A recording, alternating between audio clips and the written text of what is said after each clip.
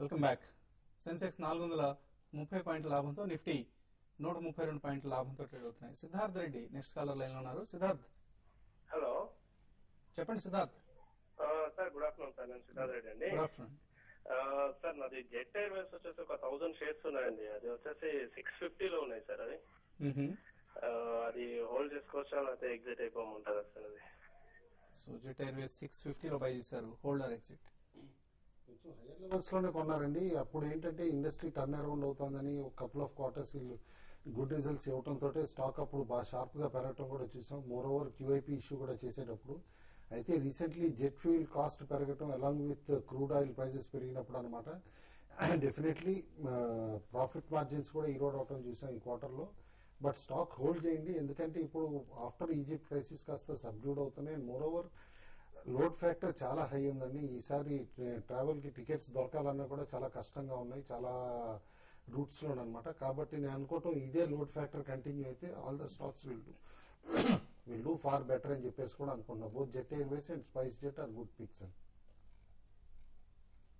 Okay అండి. అలాగే Reliance ఇన్ఫ్రాకి సంబంధించి షేర్ బైబ్యాక్ ను కూడా కంపెనీ ప్రకటించింది. 725 రూపాయల షేర్ ప్రైస్ దగ్గర షేర్స్ బైబ్యాక్ చేయాలని కూడా కంపెనీ నిర్ణయించింది. అఫ్కోర్స్ దీనికి డేట్స్ అవి ఇంకా ప్రకటించాల్సింది. 1000 crores వరకు ఈ ఎక్సర్సైజ్ కోసం సొమ్ము కేటాయిస్తున్నట్లుగా రిలయన్స్ ఇన్ఫ్రా బోర్డు ఇవాళ ప్రతిపాదనకు ఓకే తెలియజేసింది. మేబీ ప్రైస్ మీద, షేర్ ప్రైస్ మీద కూడా దీని ఇంపాక్ట్ కనిపిస్తుంది. రిలయన్స్ ఇన్ఫ్రా షేర్స్ ప్రస్తుతం 18 రూపాయల లాభంతో 634 దగ్గర ట్రేడ్ అవుతున్నాయి. సో న్యూస్ చాలా పాజిటివ్ గా ఉంది. 19-20 రూపీస్ ఇది ఓపెన్ మార్కెట్ పర్చేజెస్ అండి. కాబట్టి ఎగ్జాక్ట్ 725 వరకు కొంటారని కాదనమాట. Even at current level start చేస్తే అప్ టు దట్ లెవెల్ అనమాట. డబ్బులు ఎగ్జాస్ట్ అయిపోతే అప్పటికి బైబ్యాక్ ఆఫర్ క్లోజ్ అయిపోతుంది.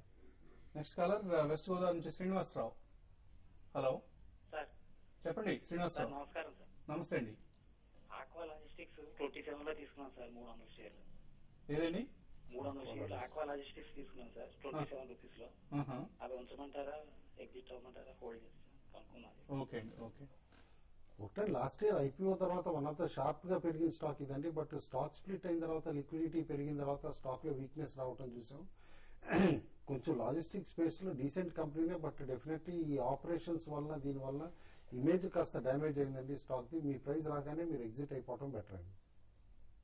నెక్స్ట్ కాలర్ భవానీ శంకర్ హైదరాబాద్ నుంచి. హలో హలో, చెప్పండి Bhavani. Tata Motors features by చేసామండి 1200 లో. ఫ్యూచర్స్ బై చేశారు 1200 లో. అవునండి. అది హోల్డ్ చేయొచ్చా అనేది సందేహం. హోల్డ్ చేసి ఓకే అండి. ఓకే. టాటా మోటార్స్ మీరు ఇప్పుడైతే హోల్డ్ చేయండి. ఏదైనా కూడా 1220, 1240 ఆ లెవెల్లో కొంత స్టాక్ అయితే రెసిస్టెన్స్ ఉంటుంది. కాబట్టి మీరు ఈ లెవెల్లో బై చేయాలి. ఇంకోటి బై చేయడం అనేది కొంచెం ఆలోచించాలి. ఇంకోటి last 2 to 3 trading session even market week ఉన్నా కూడా స్టాక్ పెరిగింది కాబట్టి కొంత ప్రాఫిట్ బుకింగ్ రావచ్చు. మీరు 1205 అట్లా స్టాప్ లాస్ పెట్టుకుని హోల్డ్ చేయండి. ఏమాత్రం 1205 బిలో గానీ వచ్చిందంటే మీరు ఒకసారి ఎగ్జిట్ గానే చెప్తాను. మళ్ళీ ఇది 1150 ఆ లెవెల్ కూడా రావడానికి అవకాశం ఉందండి. ఇన్ఫాక్ట్ 1400 to 1800 ప్రైస్ టార్గెట్ ఇచ్చారు. అయితే ఇది ఇమీడియట్ గా ఈ నెలలో జరుగుతుందని ఎవరు ఇవ్వలేదండి. మేబీ నెక్స్ట్ 3 to 6 months లో ఈ ప్రైస్ వచ్చే అవకాశాలు కనిపిస్తున్నాయి. బట్ మీరు ఫ్యూచర్స్ లో కొన్నారు కాబట్టి మేబీ త్వరగా ప్రాఫిట్ బుక్ చేసుకోవడం బెటర్. పవన్ కుమార్ ఏలూరు నుంచి నెక్స్ట్ కాలర్. పవన్, నమస్తే. వసంత్ గారు. నమస్తే అండి, చెప్పండి. ఏమండి, ఎంఎల్ఎల్ లో హోల్డింగ్స్ ఉన్నాయండి 48 లో. ఓకే అండి. యావరేజ్ చేద్దాం అనుకుంటున్నానండి. ఒక 1000 ఉన్నాయండి ఆల్రెడీ హోల్డింగ్స్. ఓకే. 2000 బై చేయాలనుకుంటున్నానండి. ఎవరేజ్ చేయొచ్చు అంటారు? ఒకసారి కుటుంబాలకు సజెషన్ ఇస్తారా? ఇవాళ రిజల్ట్స్ కూడా పడినాయండి. మీరు చూసారో లేదో పేపర్ లో.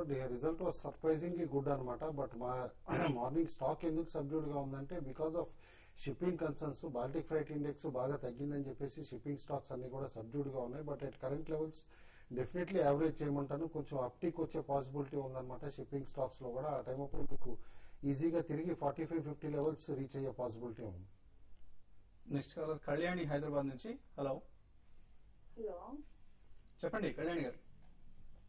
ఈ టైంలో 3 years కోసం రిలయన్స్ ఇన్ఫ్రాలో తీసుకోమంటారా, ఎల్ఎన్టీ తీసుకోవాలా? దేనికోసం అండి? మీరు షార్ట్ టర్మ్ కోసమా? 3 years టైం అండి. 3 years టైం. ఓకే అండి. ఓకే అండి. Any day quality of management ఇవన్నీ చూస్తే ఎల్ఎన్టీనే బెస్ట్ అండి. బట్ కొంచెం మీకు ఆ స్పెక్యులేటివ్ బెంట్ అది ఉంటే రిలయన్స్ ఇన్ఫ్రా కూడా ట్రై చేయొచ్చు. ఉంటుంది. ప్రైస్ పరంగా అయితే రిలయన్స్ ఇన్ఫ్రా బాగా కరెక్ట్ అయిందండి. అన్ని బ్యాడ్ న్యూస్ లని కూడా ఒకటేసారి వస్తున్నాయి. దాంతో పాటు స్టాక్ ఏ రోజుకి ఆ రోజు బాగా వీక్ ఉంది. అయితే మీరు 3 years కోసం అయితే L&T అండ్ రిలయన్స్ ఇన్ఫ్రా రెండు కూడా బోత్ కూడా మంచి స్టాక్స్ అని చెప్పొచ్చు. మరి ముఖ్యంగా L&T అయితే ఆర్డర్ బుక్ చాలా స్ట్రాంగ్ ఉంది కాబట్టి L&Tనే ప్రిఫర్ చేస్తాను. అయితే ఇక్కడ మేనేజ్మెంట్ కానీ మెయిన్ రిలయన్స్ ఇన్ఫ్రాలో మేనేజ్మెంట్ ప్రాబ్లమ్స్ అది కానీ లేకపోతే మాత్రం డెఫినెట్ గా ఇది పెరిగే అవకాశం ఎక్కువ ఉందండి. నెక్స్ట్ కాలర్ గుంటూరు నుంచి వెంకటేశ్వరరావు లైన్ లో ఉన్నారు. వెంకటేశ్వర గారు నమస్తే సార్. నమస్తే. Reliance gold fund SIP installment లో మనం ఇన్వెస్ట్ చేయొచ్చా? సిప్ పద్ధతిలో చేయొచ్చా అని అడుగుతున్నారా? అవునండి. తప్పకుండా చేయొచ్చు. ఎంత చేయాలి? తప్పకుండా చేయొచ్చండి. కొత్త స్కీమ్ ఇది రీసెంట్ గా వచ్చింది గోల్డ్ సేవింగ్స్ ఫండ్ అనేది. సో తప్పకుండా మీరు ఎస్ఐపి పద్ధతిలో తప్పకుండా చేయొచ్చు. ప్రస్తుతం న్యూ ఫండ్ ఆఫర్ నడుస్తుంది మార్కెట్ లో. లాంగ్ టర్మ్ బెస్ట్ బెట్ అవుతుందండి. మంచి ఇన్వెస్ట్మెంట్ అవుతుంది. ఎస్పెషల్లీ పిల్లల కోసం ఇన్వెస్ట్ చేయడం ఇటువంటి పద్ధతిలో అయితే రిలయన్స్ గోల్డ్ ఫండ్ డెఫినెట్ గా ఇన్వెస్ట్ చేయొచ్చు ఎస్ఐపి పద్ధతిలో. సో ఫైనల్ గా ట్రేడర్స్ కి ఎటువంటి సలహా ఇస్తున్నారు? 5440 దగ్గర బాగా రెసిస్టెన్స్ ఫేస్ చేస్తుందండి. నిఫ్టీ చూసాం ఇప్పుడే మైల్డ్ కరెక్షన్ కూడా వచ్చింది. సెన్సెక్స్ లో కూడా 60-70 పాయింట్స్ డిక్లైన్ రావడం చూసాం. బట్ సెన్సెక్స్ కూడా నేను అనుకోవటం 18,000 హ్యూజ్ సపోర్ట్ జోన్ అయిపోతుంది అనమాట in the event of even sharp correction వచ్చినా కూడా. కాబట్టి డెఫినెట్లీ పొజిషన్స్ క్యారీ చేయమని చెప్పేసి చెప్తాను ఇవాళకైనా. And preferably stocks capital good stocks buy చేయమని చెప్పేసి చెప్తాను. కరెంట్ లెవెల్ నుంచి కాస్త ఇంకా జంప్ వచ్చే పాసిబిలిటీ ఉంది. మీరు ఎటువంటి సలహా ఇస్తున్నారు? నిఫ్టీ అయితే మాత్రం కరెంట్ అవర్స్ నుంచి కొంత రెసిస్టెన్స్ ఫేస్ చేయొచ్చు. కాబట్టి ఏంటంటే ఒకవేళ నిఫ్టీ 5,400 పైన క్యాష్ నిఫ్టీ కానీ హోల్డ్ చేస్తే మాత్రం లాంగ్ పొజిషన్ క్యారీ చేసుకోవచ్చండి. లేదంటే మాత్రం 5,400 బిలో వచ్చిందంటే Nifty long exit even reverse కూడా నిఫ్టీలో షార్ట్ సేల్ కూడా చేయొచ్చు. ఈవెన్ కరెంట్ అవర్స్ లో కూడా నిఫ్టీని షార్ట్ సేల్ చేయొచ్చు. ఒకవేళ షార్ట్ సేల్ చేసి స్టాప్ లాస్ మాత్రం 5450, 5460 దగ్గర స్టాప్ లాస్ పెట్టుకోమంటాను. సో హైయర్ లెవెల్స్ లో సెల్లింగ్ కనిపిస్తోంది. రిలయన్స్ ఇన్ఫ్రా లాంటి కంపెనీస్ ఇచ్చిన రిజల్ట్ చాలా బాగుంది. ఇన్ఫాక్ట్ అదర్ ఇన్కమ్ తగ్గినప్పటికీ కూడా కంపెనీ బాటమ్ లైన్ స్ట్రాంగ్ గా ఉంది. సో 360 పాయింట్స్ లాభంతో సెన్సెక్స్ ప్రస్తుతం ట్రేడ్ అవుతుంది. మరికొద్దిసేపట్లో ఆఫ్టర్నూన్ ట్రేడ్ tv5money.com లో ప్రత్యక్ష లైవ్ ప్రసారంలో కలుద్దాం. Business lunch, makeup courtesy, beautiful people, Biospa and Salon, Kondapur, Banjara Hills, Aparna Towers. Contact 040-4017-3596, 4020-1503.